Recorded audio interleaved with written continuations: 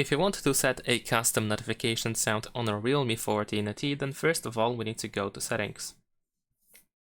Now over here we're gonna scroll down and choose sounds and vibration. Scroll down again to go to notification tone, and then over here we need to select on this device. Now at this point you should have your audio file saved on your phone, so you should be able to find it over here on this list, and then you can select the audio file that you wish to set up as the custom notification sound.